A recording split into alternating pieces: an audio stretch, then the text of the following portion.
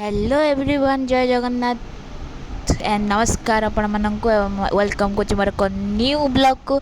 ये देखो आम चलती गोटे मैरेज, नानी मैरेज थिला तो आम जाइलु फूल तुड़ा धरिकिना से बाहागर तो ये सजावट केमती आम आसलु नना बेक आई सखी एंड आम सब मिसिकी माँ नानी आम सब मिसिक आसलु। तो ये आम स्टेज पाक आसला ये होती आमर दुल्हन एंड ये होता भाई।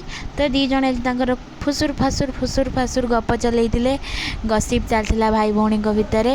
तो भाई भौणी बसिक स्टेज उपर एमती किसी कथा होते तो आम जा ठियालु देखुलु कौन कथा हो भर मुझे क्लीप नहीं आम जाइलु खाइबार सजावट एमती किसी तो आम खाई खाई आसलु रेस्टोरेंट रे आम टे पलि आसलु रेस्टोरेंट टे खाइबा खाई खुआई टे फटो क्लिप करके आम चलू घर को फेरला बेलू एठी कौन है सका गोटे आम गोटे बहे झगड़ा होता मोर अनिमा आउ अफिस आपा भितर। ये अनिमा को मनवाई अफिस आपा गोटे गोलाप फूल धरी आसिक मनाऊँ समस्त आगे।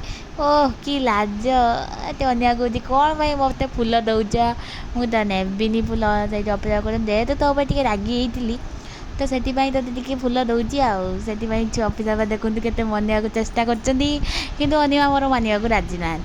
तो ये जाऊ के कष्ट आमर अनिमा राजी है। देखो छुआ पा केमी होती नाचुं तो ये आमर कि धन्यवाद देखी तोर मो मिनी ब्लॉग। Thank you.